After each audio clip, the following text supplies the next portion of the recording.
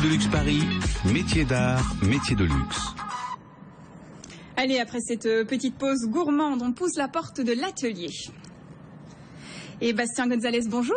Bonjour Vicky. Alors avec vous, l'atelier c'est plutôt un studio de beauté en quelque sorte. Hein. Oui, j'aime parler même d'un studio parce que studio d'un côté anglais c'est un côté artistique et d'un côté français c'est un côté un peu plus petit, mignon et quelque chose de charmant. Donc beauté parce qu'on va parler de pédicure, manucure. Exactement, studio de beauté pour les pieds et pas n'importe lequel hein, puisque vous vous occupez des plus grandes stars je crois. J'ai eu la chance dans mon parcours qui a maintenant 17 ans d'avoir rencontré beaucoup de gens à l'international, beaucoup de gens du cinéma, beaucoup de gens de la musique, en travaillant en partenariat avec des hôtels absolument incroyables, essentiellement resort jusqu'à aujourd'hui, donc des lieux de villégiature, l'île Maurice, Dubaï, Maldives, Singapour, Hong Kong, Vietnam, enfin j'en ai 17 aujourd'hui à l'international. Et lors de ces grandes ouvertures, notamment Atlantis, Dubaï, il y a toujours eu des invités de vedettes incroyables. Des invités de marque. Des beaux invités, oui, comme on aime le dire. Et pourtant, à la base, vous n'étiez pas du tout destiné à ce métier puisque vous étiez moniteur de ski. Oui, ça a été un changement total dans ma carrière. Je faisais la compétition de ski très jeune. Je viens du centre de la France en Auvergne. Et on fait du super ski en Auvergne. Et très bonne neige, parce qu'on skie toute neige. Et suite à un accident de ski où je me suis fait une rupture du ligament croisé, j'ai rencontré un podologue dans un centre de rééducation à Paris qui m'a donné goût à ce métier, la pédicurie podologie, que je connaissais pas du tout. Et la saison suivante, en faisant mes courses de compétition, j'ai gagné beaucoup de courses que j'avais pas l'habitude de gagner. Et mon sponsor à l'époque me dit mais qu'est-ce qui se passe, qu'est-ce qui t'arrive? On pensait que tu avais terminé ta carrière. Et je leur ai montré des semelles orthopédiques il y a une vingtaine d'années qui étaient faites moulées sur mon pied. Et l'idée de travailler avec eux dans les chaussures de ski, c'était ça mon idée première. J'ai passé ce diplôme de pédicure podologue en France, qui m'a permis de découvrir un autre aspect de la podologie, qui était la pédicurie. Et qui est un métier absolument incroyable, parce que la pédicurie médicale en France, c'est quelque chose même d'unique au monde, je peux le dire, aujourd'hui en voyageant à l'international, c'est qu'on arrive à vraiment soigner les pieds. Donc c'est une rencontre hein, qui vous a mené vers la pédicure, et très rapidement, vous avez ouvert votre premier salon, Place des Vosges à Paris, c'est pas n'importe où. Oui, rue de Béarn, exactement, c'est une toute petite rue qui arrive sur la Place des Vosges, qui était merveilleuse, j'avais 23 ans. Parce que le ski, en fait, n'a pas eu... Il y a eu 3 années sans neige et j'ai été sponsorisé par une marque qui n'a pas pu passer ce cap difficile. Et j'ai plongé dans la notion de pédicure podologue classique sur un cabinet. 23 ans, ça marche très très bien. 20 personnes par jour, 6 jours par semaine. Et Comment vous avez réussi à attirer cette clientèle de luxe? Alors, cette première étape de ma vie de pédicure podologue, je l'ai arrêtée assez rapidement, après 2 ans. Et j'ai invité tous mes copains de promo en leur disant, je vais vous expliquer comment j'ai réussi. Un dîner, à la fin du dîner, au moment du café, je leur dis voilà, c'est ça. J'offre un café à chaque fois que personne vient en soins. Alors, ce qui était un peu l'opposé à l'époque, il y a 20 ans, du monde médical, parce qu'on était plus sur une pathologie. Et moi, je voulais que les gens vivent un moment sympathique. Une expérience, en fait. Vous leur proposez plus qu'un soin des pieds, c'est vraiment une expérience et toute une atmosphère dans votre salon. Un moment. Et il y a 2 choses importantes, même dans le développement aujourd'hui de ma société. Émotion, éducation. L'émotion, c'est de vivre un moment magique, dans un lieu magique. Et l'éducation, c'est d'apprendre. Je pense que les gens ont beaucoup envie d'apprendre et le pied est une partie du corps qui est très méconnue. Et on peut, en apprenant simplement des choses, des petits gestes du quotidien, faire disparaître des corps, faire disparaître un ongle incarné, parce que beaucoup d'ongles incarnés, en fait, c'est dû à une mauvaise coupe d'ongles. Et j'ai voulu développer ça de façon plus luxueuse, avec un soin dans le détail. Le luxe est une accumulation de petits détails. Donc c'est un concept que j'ai inventé. J'ai pas inventé la pédicure, mais j'ai apporté des petites touches, dont une qui est assez marrante, qui a été inspirée de mon arrière-grand-mère. Donc c'est un polissoir, qui est un objet qui est un peu disparu, qu'une peau de chamois.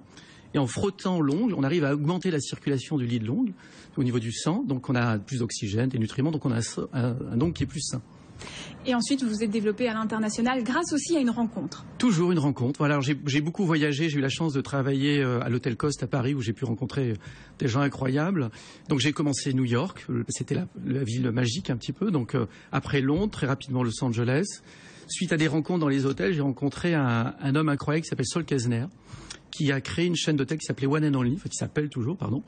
Et il m'a donné l'opportunité de devenir une marque, d'être un one-man show, de naviguer d'un hôtel à un autre, d'un événement à un autre, parce que j'ai couvert pas mal d'événements. J'ai décidé de partir dans une autre aventure qui était de former des gens.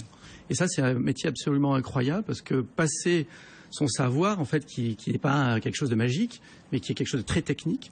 Eh bien, on a réussi à... Aujourd'hui, j'ai 58 pédicures dans le monde.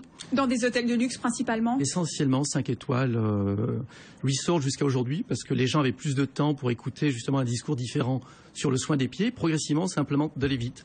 Donc, beaucoup l'Asie. Le monde du spa vient de l'Asie, et mon idée, c'est de réussir en Asie. Donc, j'ai beaucoup travaillé sur l'Asie, le Japon, Vietnam, Hong Kong, Singapour.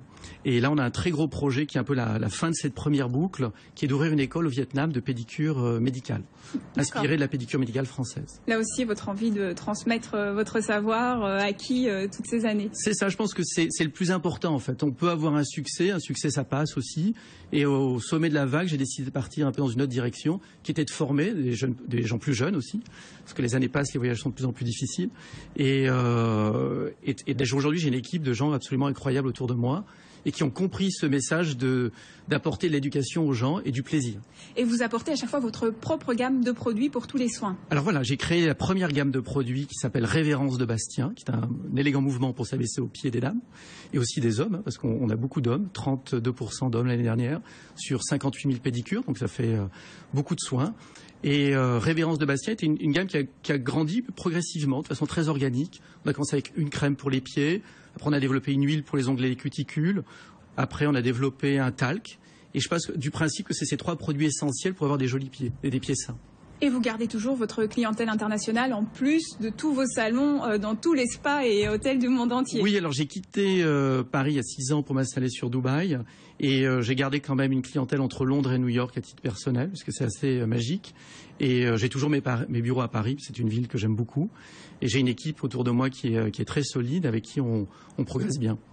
Je crois que vous avez des petites anecdotes à nous raconter justement sur vos clients internationaux et notamment sur une princesse, je crois. Ah oui, donc j'ai eu la chance de travailler avec le Moyen-Orient. En travaillant dans les grands hôtels, on est amené à rencontrer des familles royales. Et puis un jour, une personne vient avec un problème de pied. Je ne vais pas rentrer dans les détails techniques. Et en bout d'un mois, donc j'ai expliqué que ça pouvait disparaître. C'est un problème qu'elle avait depuis très longtemps. Un mois plus tard, le palais m'a appelé en me disant on a un problème, il faut que vous veniez. Donc j'ai appréhendé un petit peu ce voyage et en fait le problème avait disparu. Et j'étais devenu un magicien pour elle. Alors que c'était très technique, elle voulait absolument pas le savoir. Et pendant des années, à l'international, où qu'elle soit, tous les mois, il fallait que j'aille contrôler que son corps ne revenait pas. Ah, vous lui étiez nécessaire, elle ne pouvait plus se passer de vous. C'est ça en fait l'anecdote. Mais je pense que toutes les femmes qui vous écoutent aujourd'hui et qui ont des problèmes d'ongles et de corps savent de quoi on parle. Et le soulier a tellement évolué, le soulier de la femme, ses talons sont de plus en plus hauts, de plus en plus pointus, donc le pied souffre. Donc j'aime le comparer avec le soin des dents en fait. On a une vraie hygiène des dents qu'on n'a pas du tout au niveau des pieds.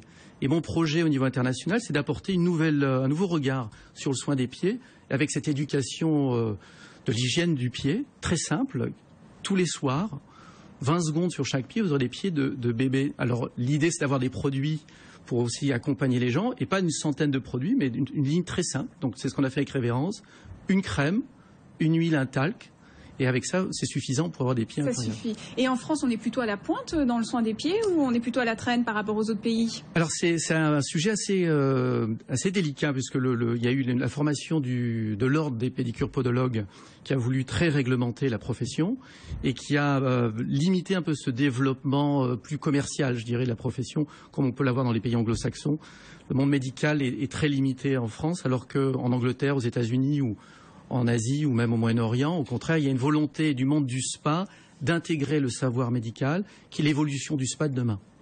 Oui, donc ça, c'est quelque chose que vous souhaitez apporter en France aussi? Oui, rapidement, j'espère. Ça va évoluer.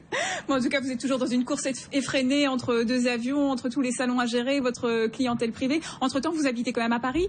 Oui, je suis basé à Dubaï pour des raisons géographiques. Et Paris, c'est une ville où j'aime venir tous les mois le plus possible et voir mon équipe et aussi profiter de cette ville incroyable. Parfait. Merci beaucoup, Bastien Gonzalez, pour toutes ces informations. Allez, on passe au Mac de Luxe.